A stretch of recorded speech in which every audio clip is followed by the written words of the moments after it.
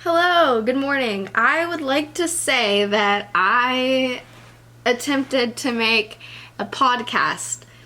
Was it good? No. It was horrible because I have no idea what I'm doing. So I need to learn a little bit more and try again.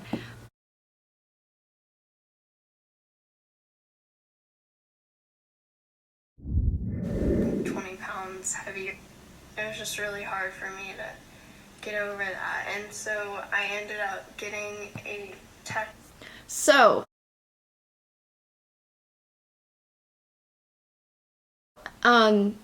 it's interesting because it's true. I feel like there's a lot of people that see themselves completely differently than they actually really look in a mirror. You can see yourself completely different than others see you, or, you might not have that issue. But a lot of people have that issue. It's odd because once you lose weight, it's like still I feel like I'm so heavy, and I don't feel skinny. I don't it's just something that's so messed up in your head, and if I don't see bones, then now I freak out. So it's so interesting to me that I sat there at honestly a healthy weight. My brain was not healthy, obviously. Overall, I feel like I was physically appearance a healthy person, but I know it just gradually continues over time. The more you give into it.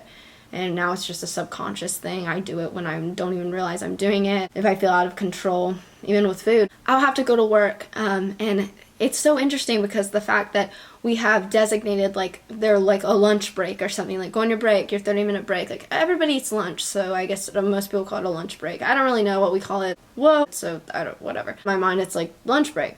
And so I'll bring something to eat. If I know I have to eat a lot later that night, I will really ration myself throughout the day. I'm just live in so much fear, need to control what is going on with myself. Pictures, they add weight on you either way. Like, you can take a freaking picture and you can literally, it adds 5 pounds. Pictures add 5 pounds, I think is what it is. With all my heart, love pictures. And so it's just so weird for me seeing myself in a picture. I mean, sometimes it's like, oh, like, well, I don't, like, I need to look thin. Like, I need, like, I don't look thin enough. Not like I want people to see that I'm thin, but it makes me angry. It makes me mad at myself, and so then I keep trying. Or it feeds me to hear people say, well, you don't look thin. You don't look small. And then that's it. With that, I realized how much the opinions of others really affect it. That makes me want to lose more weight, as weird as that sounds, because my eating disorder really developed on not feeling good enough by, certain people along with myself. And, if someone, close to me or other people say, oh my goodness, you look so good, it feeds it. You go eat a box of donuts. Go eat this. You need to gain more weight. You're too thin. It's like, then I'm happy. Like, I feel like I accomplished something. Like, I did it. I did this. Like, good job. And I can pat myself on the back and give myself a break. And I can just rest in the weight that I'm sitting there at. And then, I'm like, okay, well, they're happy with me. I'm happy with me. I'm going to slowly lose weight some more. Just an odd mental thing. And not a lot of people know this. I made another video, a YouTube video, when I went to get two of my tattoos. The I am with you, says the Lord, and my skeleton. And this is something that I don't talk to people about, even some of my closest friends. I got my skeleton tattoo, yes, with the meaning of you can still be happy and struggle, but I am so obsessed with bones, I just wanted a skeleton on me.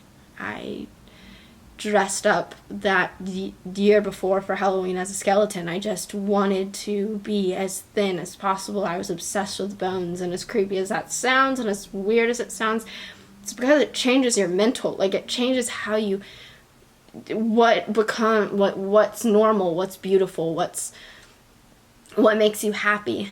It freaks me out. It terrifies me if my face gets bigger, if my hips, I start gaining weight on my stomach or anything like that, like where I can pinch it, like, it's over. Like, we gotta lose that. I have a problem also now with exercising, whereas before You know, I could be on sports teams, or I could go to the gym and be completely fine. You know, I'd feel, you know, okay and good. But I view it now such a negative thing that for me to get into the gym. I don't like weightlifting because it adds muscle on, that I'm thinner, and my body is in this type of, it eats my muscle and it uses that for energy, and the fat that I do have, or, you know, whatever, it uses that when I'm not giving it the nutrients it needs. It's crazy because if I go to the gym and I build muscle, I'm like, oh, I have a butt now, or my legs look good, I look toned.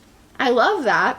I can just watch my body like that disappear. Not because I'm not going to the gym and working out and it builds fat, it literally disappears. Sometimes I can intentionally just, I'm gonna go for a walk.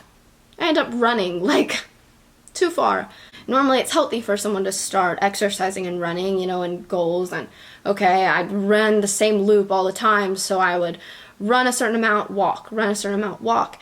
And that just got longer and longer, where I built up the endurance where I could run more. I forced myself at one point to run completely farther than I could handle. Like, my body cannot handle it. I just get really weak, get so disconnected from my body that when I go running, I just can't stop running. At the end of my video, what it looks like is I got a tattoo. So this was after I turned 18. It said "Live Free." And I got that tattoo because it was a reminder for, you know, I can live without, you know, this addiction. I can live without this and I'll be okay. And that's freeing. Like, the fact that I can live without this thing that constantly absorbs my everything and destroys my relationships and destroys me, my physical body, my mental, I mean, everything. I got it because I was like, oh, this is a constant reminder. I can always look at it and know I don't have to live like that. And then the flower was for blooming. People were like, hey, what's your tattoo? What does it mean when they see it? And I'm like, oh yeah. And then it always makes me feel bad because I'm like, well, that's not how I'm actually living. And I always beat myself up about that. If I'm putting something out there that I'm not actually living and doing and putting into action, and people see that and I'm just saying it and not doing it, I get so mad at myself, and I do everything to, you know, do it like that. But it's just really ironic that I got a tattoo to help myself, yet then I get a tattoo that reminds me of like, whoa, this is my happiness. That's my happiness, which is insane to me. Where I'm at now, I'm in definitely a different place than I thought I would be. Especially here. I know in this video, I never would have thought I would be in the place I am now. And while it's funny, because in a way, in one part of my brain, like, it's euphoric. Whoa, like, I'm proud of myself. Like, as I'm even saying this, which is just sickening. Now I've learned so much more about myself the further I've gotten into it, and how awful it turns your mind. It's important to stay positive, sit here and see that and be like, whoa, this is where I was and now I'm here. That Hannah never ever ever ever would have thought. Here we are, we're here, we made it to the goal we always wanted, you know? Did it make me happy? No. Did it only make me worse? Yeah. Did it change anything in my life to make it positive? No, besides the fact that I'm never going to be happy until you realize, which I'm not there, and that's okay. I just have to realize I need to be happy with who I am and the way I look, and that's who you are is wonderful. It's beautiful. And you're going to keep growing. I just want to finally be happy with that. It's also crazy. Sometimes I wish I could just freaking smack myself and say, why did you do this? You know, why do you do this to yourself? And it helps me. Posting things on social media about it and, you know, encouraging things that I hope will encourage others too. You can be struggling so bad with something, but that doesn't mean that you can't help others. See, when I post something on social media, my intention is, oh, well, that's something about me. Like, I love helping other people, and that's what helps me grow and be the happiest, positive person I can be.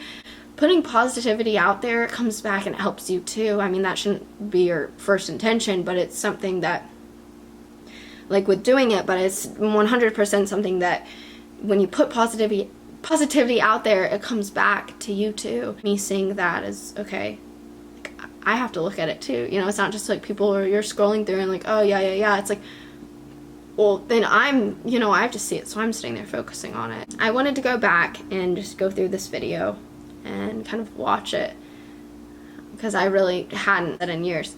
I do want to encourage you that you can still struggle. You can go so far into something where you feel like there's no return, and you can help other people.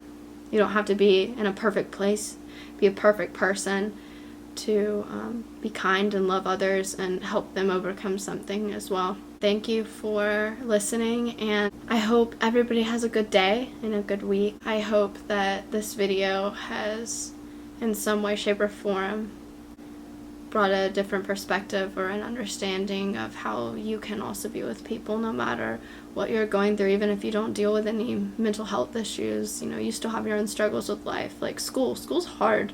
I'm not in school. Work, you can make anything different. There's always a point where you can change where you're at, change your perspective. You can always grow.